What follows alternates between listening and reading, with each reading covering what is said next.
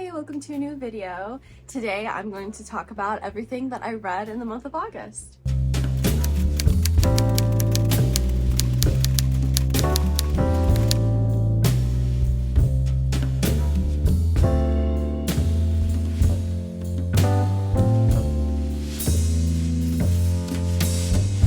Are you ready, Pinky? Are you ready to talk about some books?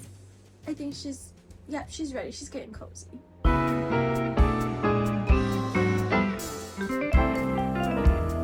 Okay, starting off with some stats. As always, thank you Storygraph for existing, because without you, I would not be able to have these stats so readily available. I read 10 books last month. That equaled out to 4,242 pages. When we look at moods, I had 8 books that were labeled as adventurous. I had 5 labeled as dark, 5 as emotional, and 4 labeled as mysterious. When we look at page number, I had 1 book, or 10%, that was under 300 pages. I had 7 or 70% that were between 300 and 500 pages. And then I had 2 or 20% that were over 500 pages. When we look at genre, my most read genre last month was fantasy, which was expected because my August TBR video was very fantasy heavy. So I'm glad that I got to, be successful with that. Next, I had 4 YA books and 2 romance books. My star rating, I had 1 1-star, I had 1 2 stars, I had 3 3 stars, I had 3 4 stars, and then I had 2 5 stars. I didn't write down what the overall average is. I don't know what it is, but it'll be in the little picture that you'll see right there. So that's my average for last month. That was my average. I just want to say that I have already read 4 books in the month of September, and we're not even a week into September. So I've already basically done half of what I read last month in this month. So I'm like so excited already to keep reading for the month of September and to let you guys know everything that I read this month. But talking about August, let's get into it. I'm going to go through these from 1 star to 5 stars. So if you want to skip around on the timestamps below, feel free to. So the only 1 star that I gave last month was to The Registration. This is by Madison Lawson. This is a dystopian YA book where you are allowed to register 1 person in your life who you can kill. Like, you can register to kill someone who hurt you, you can register to kill someone who hurt other people. Maybe you feel the justice system did not give a harsh enough sentence to someone who hurt someone really badly, so you can register to kill that person. And that's like the premise of the story, okay? They're saying that, all crime has been eradicated since this registration. Basically, it's just like a whole new world we live in where everyone is allowed to kill 1 person. However, once you have used up that registration, you have killed that 1 person, you can't use it again. And anyone can be registered. That's another thing. So this girl goes to register her stepfather because she has heard that he is getting remarried, and she does not want the new stepdaughters who are coming into his life to be as physically and emotionally, verbally abused as she was as a kid. So she decides to register him. She's like, all right, I'm gonna kill my stepfather. As she's in line to register him, she hears the person in front of her registering her name, meaning that she's now registered and she's going to be killed. So she goes on the run. There's like this whole conspiracy. There's just so much that happens in the book. I do think that the premise of it is really interesting, really original. All of the plot twists and everything were definitely fun, but I did hate this book because one of the things you can do is you can register to terminate a pregnancy, and that can be your 1 register, right? And there is a lot of themes surrounding this where girls who decide to use their register to get rid of an unwanted pregnancy are very selfish, or they're doing something wrong for choosing what they want to do to this unwanted pregnancy.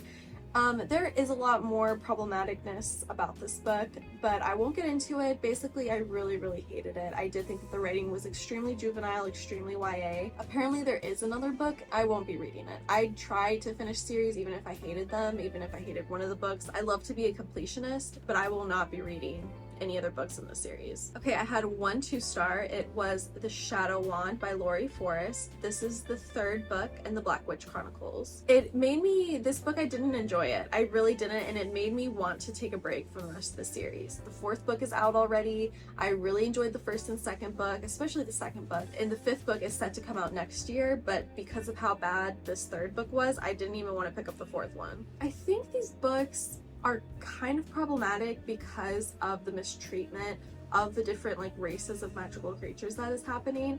And then like we try to eradicate it, like there's a rebellion going on, but the author constantly like makes us wonder who is really on the right side, right? So it's just like, it's hard to know who to root for. It's hard to be honest about my feelings about it because I feel like I'm constantly being switched back and forth of which side is the good side.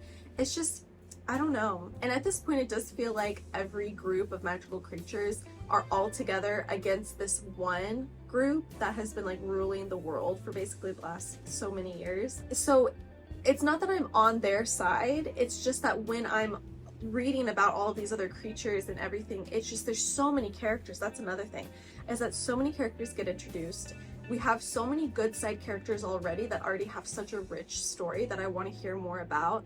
But in this third book, we are still constantly getting introduced to more characters and more magical races and just all of this stuff. But there's so much more happening, and I think that it's getting a little convoluted and confusing, and just like it's hard to remember everything that you've read because of how much extra information is being introduced into every single one of these books. Instead of, you know, tying up storylines that we've already heard about from like the first book that we're waiting to hear more about. I think a lot of the dialogue in these books, especially in this third book, is very cringy. It reads like a YA, and I mean that in a bad way. And I'm afraid that this book series isn't going to end up being like a 10-book series to tie up all of the loose ends that have been strung around, and I hate that. I'm gonna hate that so much if the series, because I'll read it. If this series is 10 books long, I will happily read all of it just so that it can wrap up everything that has been opened already, but I don't know. We'll see. Okay, we are going into the 3 stars. The first 3-star I read was The Kiss of Deception by Mary E. Pearson.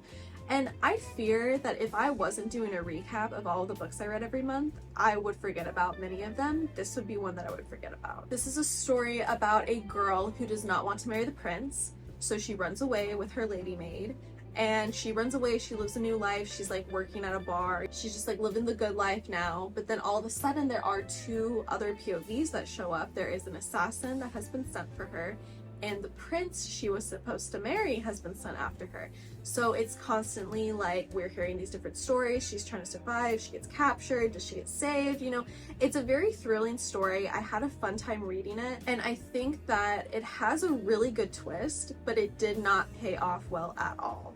I'm really interested in seeing where the rest of the books go. Like, I definitely will be reading the rest of the series because the twist was fun. The twist was really good, and I hope to see that we get more explanation into it. I wish it had paid off better. I don't know. The next 3-star I read was One Dark Window by Rachel Gellig. This is a really cool fantasy world that has to do with magic playing cards, which is really original to me. I haven't heard that yet. I haven't read about that trope yet or anything like that, and I thought that it was really fun and original. Basically, our main girl, when she was young, she had been touched by a very rare darkness card, and now she has a monster that lives within inside her.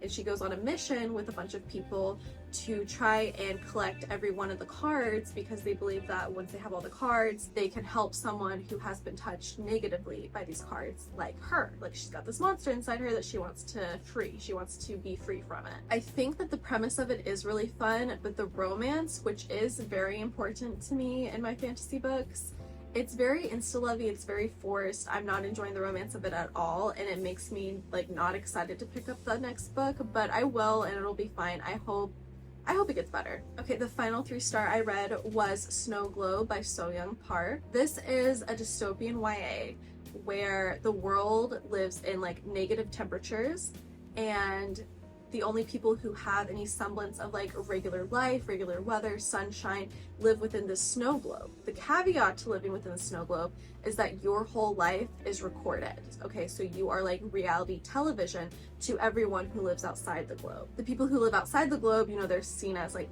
poor, they work the crummy jobs, they have to like take the bus to work. Like, it's just like not a fun life outside, but the one thing that you get entertainment from is reality TV, which is the lives of the people living within the snow globe. The premise really excited me. I do think that the majority of the book bored me. I think that had to do a lot with the main character. I did not find her very enthralling or fun. I she was just like kind of there making dumb mistakes the whole time. It really reads like a YA. And now that I'm even thinking about it, I'm like, why did I give this 3 stars? Because I did not enjoy this as much as I enjoyed The Kiss of Deception or even One Dark Window. The more I think about it, like the more bored I get by it. I think that it has a good plot twist, but I didn't care. Like I was like, oh, okay, yeah, cool twist, good job, you know, but it could have been better. It definitely could have been better. It is a duology, and I will definitely be reading the next one because I want to know how it goes. I want to know how the rest of the story unfolds. All right, getting into the 4 stars. First one I read was The Iron Flower by Laurie Force. This is the second book in the Black Witch Chronicles. I ate this one up, okay? It's such an improvement from the first book. We really are getting into like the rebellion of everything, because the first book, our main character is learning that her race of magical creatures has been treating everyone else terribly, and when she gets exposed to all these other magical creatures, she has this empathy for them.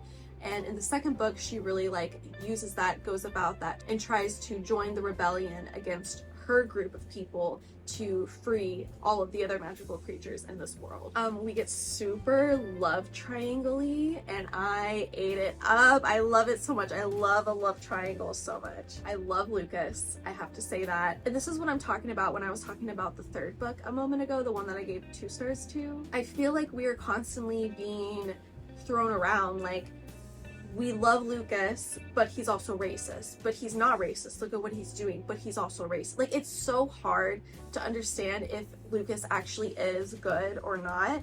And all I know is that I love the way he treats her. I love the respect that he has for her. I love that he does so much for her and she doesn't even realize it. Like, she is so caught up in this other guy who, oh my god, like, just the love triangle-ness of it all is so great. I think that there's a really good twist at the end, and it's really disappointing that the third book falls off for me because I love the second book so much. The next 4 star I read was Lady Macbeth, and I actually have a physical copy to show you guys, which is exciting. Ava Reid retells Shakespeare with this one, and she nails it. This book, it's chock full of so much research, so many different real stories from different time periods, different places around the world. Like, you feel so smart when you read her books. You feel so learned when you read her books.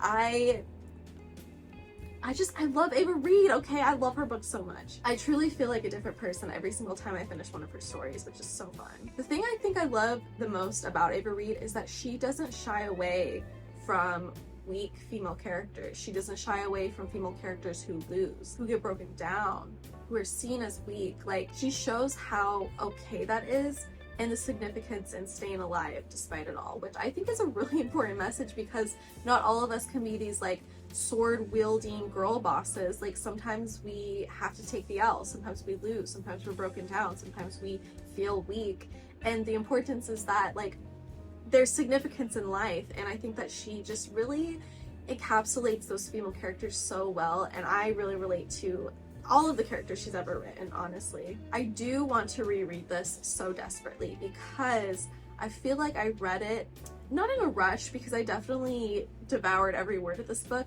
but I did not enjoy or let myself fall in love with the romance aspect of this book.